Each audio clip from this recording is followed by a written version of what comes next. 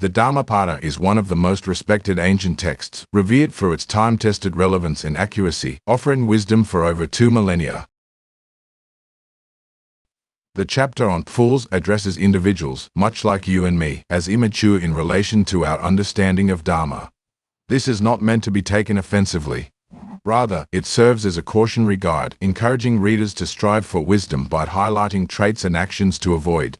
The central message is clear: foolishness leads to a life filled with suffering, misunderstandings, and wasted time, whereas wisdom leads to happiness, deeper understanding, and the ability to fully utilize the limited time we have in this life.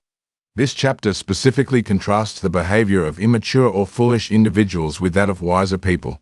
It emphasizes that such individuals often make decisions based on their limited understanding of the world, oblivious to the higher principles that govern life and its consequences. In doing so, they forfeit the chance for a richer, more fulfilling life that comes with wisdom. The teachings can be simplified into 4 main ideas that help guide you through the complicated parts of life, all while giving you a deeper understanding of spiritual wisdom. These 4 points are more than just categories, they're the building blocks for a happier and more enlightened life. With these 4 guidelines, you have what you need to not just get by, but to really succeed in life.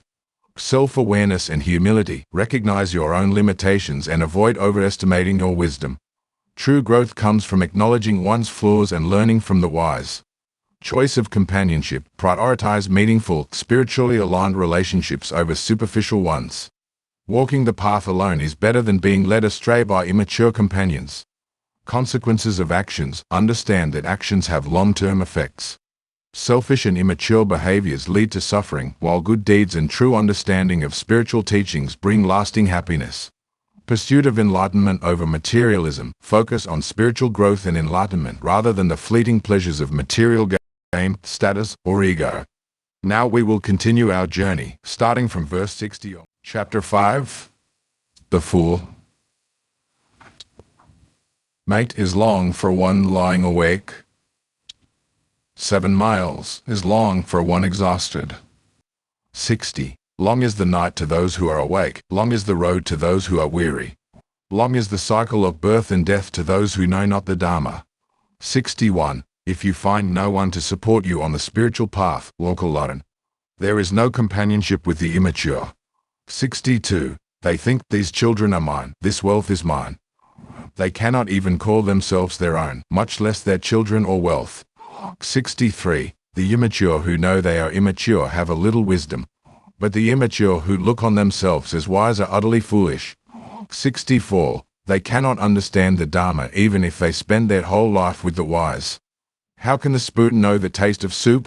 65. If the mature spend even a short time with the wise, they will understand Dharma, just as the tongue knows the taste of soup. 66. The immature are their own enemies, doing selfish deeds which will bring them sorrow. 67. That deed is selfish which brings remorse and suffering in its wake. 68. But good is that deed which brings no remorse, only happiness in its wake. 69. Sweet are selfish deeds to the immature until they see the results. When they see the results, they suffer. 70. Even if they fast month after month, eating with only the tip of a blade of grass, they are not worth a 16th part of one who truly understands Dharma. 71. As fresh milk needs time to curdle, a selfish deed takes time to bring sorrow in its wake. Like fire smoldering under the ashes, slowly does it burn the immature. 72. Even if they pick up a little knowledge, the immature misuse it and break their heads instead of benefiting from it. 73. The immature go after false prestige, precedence of fellow monks, power in the monasteries, and praise from all. 74. Listen, monks and householders, I can do this, I can do that. I am right and you are wrong. Thus their pride and passion increase. 75. Choose the path that leads to Nirvana, avoid the road to profit and pleasure. Remember this always, disciples of the Buddha, and strive always for wisdom.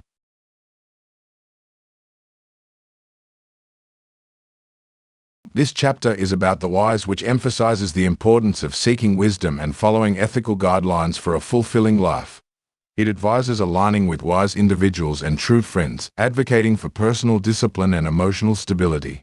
Following these principles, it suggests, leads to a life of freedom and enlightenment. This chapter touches following 5 areas. Seeking wisdom, the importance of finding and following wise guides who can instruct and correct you. Choice of companionship, the significance of aligning with good and truthful individuals as opposed to those who are bad and false. Mindfulness and discipline, the value of following ethical and spiritual principles as well as consciously shaping the mind. Resilience and detachment, the qualities of people who are both resilient and detached from worldly desires. Enlightenment and spiritual freedom, the rewards of spiritual enlightenment, including a life of freedom and light, are presented. Now we will continue our journey, starting from verse 76 onward. 76. If you see someone wise, who can steer you away from the wrong path, follow that person as you would one who can reveal hidden treasures. Only good can come out of it. 77. Let them admonish or instruct or restrain you from what is wrong. They will be loved by the good but disliked by the bad. 78. Make friends with those who are good and true, not with those who are bad and false. 79. To follow the Dharma revealed by the noble ones is to live in joy with a serene mind. 80. As irrigators lead water where they want, as archers make their arrows straight, as carpenters carve wood, the wise shape their minds. 81. As a solid rock cannot be moved by the wind, the wise are not shaken by praise or blame. 82. When they listen to the words of the Dharma, their minds become calm and clear like the waters of a still lake. 83. Good people keep on walking whatever happens. They do not speak vain words and are the same in good fortune and bad. 84. If one desires neither children nor wealth nor power nor success by unfair means, know such a one to be good, wise, and virtuous. 85. Few are those who reach the other shore. Most people keep running up and down this shore. 86. But those who follow the Dharma, when it has been well taught, will reach the other shore, hard to reach, beyond the power of death. 87 and 88. They leave darkness behind and follow the light. They give up home and leave pleasure behind. Calling nothing their own, they purify their hearts and rejoice. 89. Well trained in the 7 fields of enlightenment, their senses disciplined and free from attachments, they live in freedom, full of light. This chapter offered a roadmap for achieving a meaningful and enlightened life. He advises seeking wisdom and ethical companionship, cultivating mental discipline, developing resilience and detachment from worldly desires, and aiming for spiritual enlightenment. These teachings serve as a timeless guide to navigating the complexities of life, offering not just the tools for survival, but a blueprint for thriving in spiritual wisdom.